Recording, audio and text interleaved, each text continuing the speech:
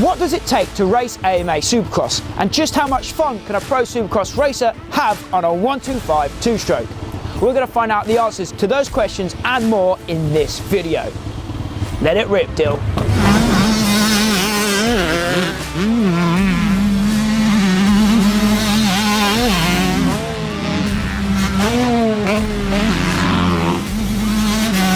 His name is Dylan Woodcock, and for the past few seasons he's been living out his childhood dreams, racing on the grandest stage in the dirt bike world, the Monster Energy AMA Supercross Championship. And today we've hooked him up with a YZ125 to have some fun. We'll also be chatting to him about the highs and lows of Supercross life.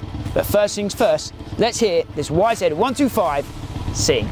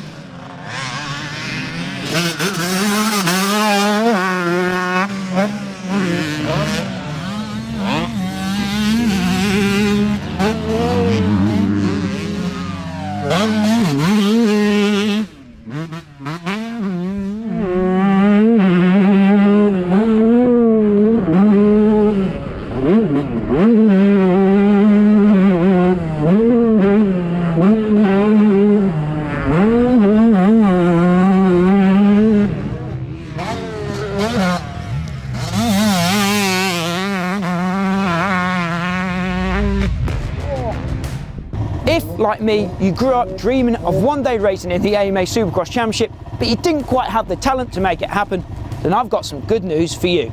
Monster Energy Supercross, the official video game 5, allows you to live out those Supercross dreams just like Dylan and race a full career from amateurs through privateer, eventually making it big on a factory team. Monster Energy Supercross, the official video game 5, is out now for PC, Xbox and PlayStation. They're kindly sponsoring some videos on our channel to help get the word out, and they made this shoot with Dylan happen. So if you didn't know, this is the official video game of the AMA Supercross Championship, featuring all the riders, teams and tracks from the 2021 season. And like I mentioned, you can play out a full career from futures to pros and live out your dreams just like Dylan. I'm already signed up to the Star Yamaha team. I never thought I'd be able to say that. The game is out now, so I've included some links in the description down below where you can pick up a copy, and they're also running a cool competition where you might be able to win a copy as well, so definitely check out those links. Now let's talk to Dylan to find out what it actually takes to race Supercross and hear what it feels like to live out your childhood dreams. And we've still got some more pinned 125 action to come as well. I think you could probably count on one hand the amount of British riders that been over to race Supercross in the last 10 years or so. There's not many there.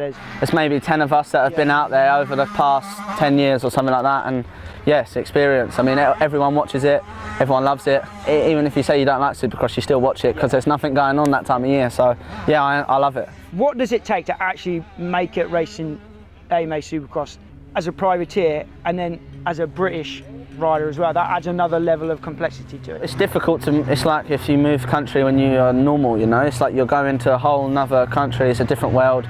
Luckily, Mickey from California Motocross Holidays has his facility, so I stay there with him and he coaches me and helps me out as much with vehicles, like washing bikes, all that type of stuff. So that's amazing. So I'm lucky to even have that, you know. It's a struggle sometimes getting like financially getting to the races and stuff, but you make it work, and when you love it, you ride good, and most of the time I'm loving it. So I'm always riding good, or there or thereabouts. I love riding. To be fair, riding this bike today is making me want to buy one like in England, because I don't race here, but yeah, I mean, I love it, mate. I love the Supercross. I love riding. I wish I could ride all the time, but it doesn't pay the bills. I stayed out in California in 2016. I remember seeing you there riding the SoCal hills on Christmas Day in 2016. I bumped into you at one of the hill spots there. Sand track. Yeah, the sand track. I remember it was Christmas Day, and I remember thinking, geez, Dylan, you must have been 16, 17 then? 16. 16 in 2016. You're 3,000 miles away from home by yourself on Christmas Day. Some commitment, isn't it, to try and... Yeah, you've had to be that from a young age. You've been kind of... Yeah, I haven't spent many Christmases at home, and when I do, it's normally boozed up or something like that. It's not like the way you know it, you know, so it's good. I enjoy it, and I mean, I'm going to keep going every year until I feel like I can't cut the mustard no more, and then start the second part of whatever I'm going to do, you know. You've ridden over in the States for a lot of years as a kid, kind of cutting your teeth. You need that, don't you, to succeed in Supercross? You need that kind of base of riding. Me and my dad always wanted to ride Supercross, so like going there, getting your name out, you meet people, word gets around that you want to race Supercross, and then people get interested in that type of stuff. And the past 2 years, people have shown more interest in me. After you make the main, you're a bit of a name on the sheet, you know. You're not just a guy that almost got there, but you can't see him on the sheet. As soon as your name makes the sheet, you kind of get more going, and yeah, I mean, I love it, mate. It's my hobby, so I love it. Even when it's bad, sometimes I get the ump, but then you have the ump for 10 minutes, but it's a hobby at the end of the day, and I love it. It's the best hobby ever. For people that might not have been to watch like a Supercross in person, let alone race one, explain to us what it's actually like, kind of like the grand show, the spectacle, but then like the track and like how hard are they? How does it compare to riding When I first went there, I messed up. Like, there's a tunnel, right, at Anaheim 1, it goes down, comes out, and you literally, it's all sweet, like you walk down to I remember I was 17 and I come out and it was just like, welcome to, and I was like, just froze.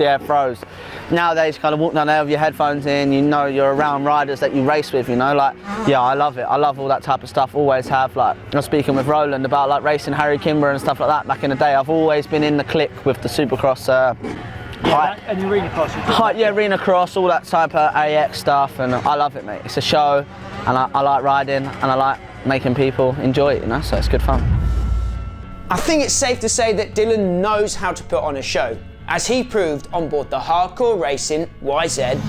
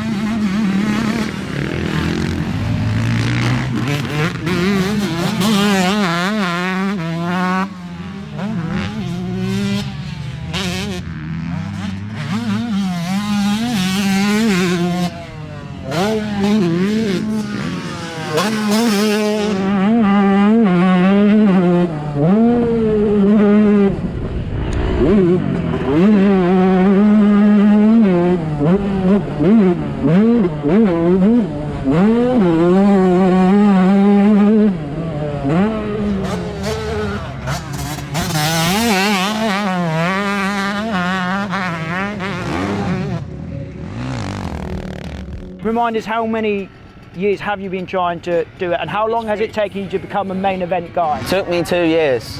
I went the first year, I got close, and then the second year I only done one race because I raced at Adak, and then that next year afterwards I made mains, and then I got hurt, and then after I got hurt I made mains again. So yeah, I feel like I'm a main event guy or thereabouts, you know, and mate, I love it, I enjoy it. When you make the main, it's not even about any of the other stuff, it's just you're in the main with someone like Christian Craig. Christian Craig gets paid stupid money. I've paid my way to get there and I'm racing the sky.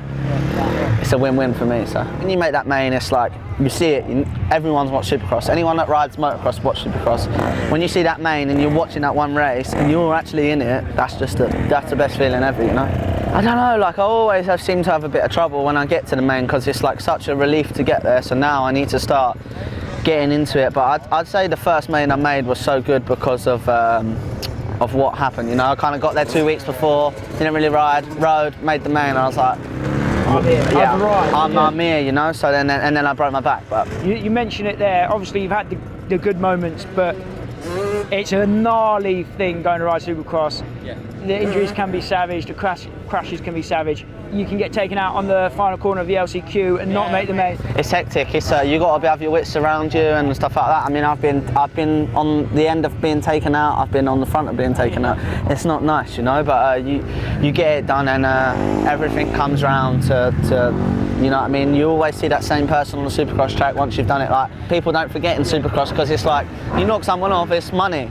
But there's a lot on the line for like privateers, isn't there? Yeah, people are racing to get to the next race, or they're racing to make a bit of money, or whatever it is. I try not to think of it like that, but I love it. Even if you made no money, I'm still gonna go. I love it, mate. I think from our end, from like sitting at home in the UK watching, when there's a UK rider that you've seen race here, lining up in the heat races and the LCQ, you're pumped. We're sitting at home going, go on, Dylan, let's go. Yeah. Like usually you might skip over the 250 LCQ, but if you're in it, I am watching it. I am watching it. Obviously, we're doing this in conjunction with the Supercross video game that's just come out.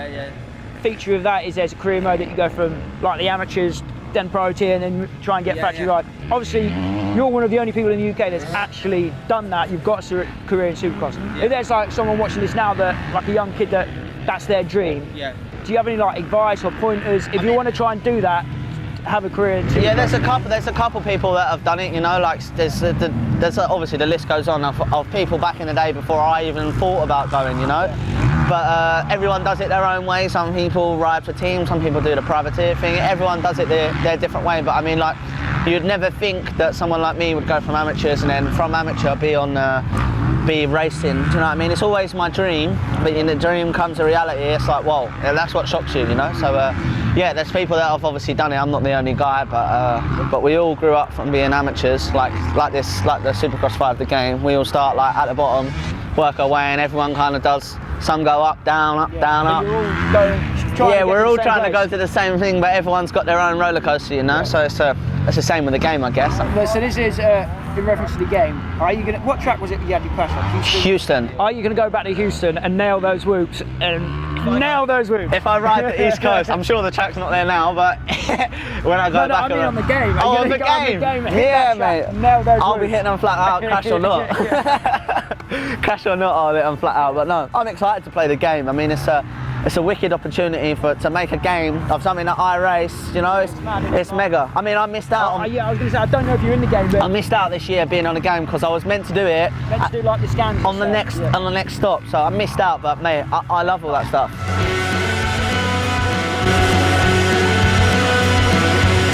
Dylan Woodcock truly is one of the most fun and likeable guys in the UK motocross scene right now. It's so cool to see him living out his childhood dreams, and I for one can't wait to cheer him on next season. So his name's Dylan Woodcock, I'm Max. You've been watching 999 Laser. If you enjoyed this video, be sure to like, share and subscribe. But until next time, we'll see you at the track.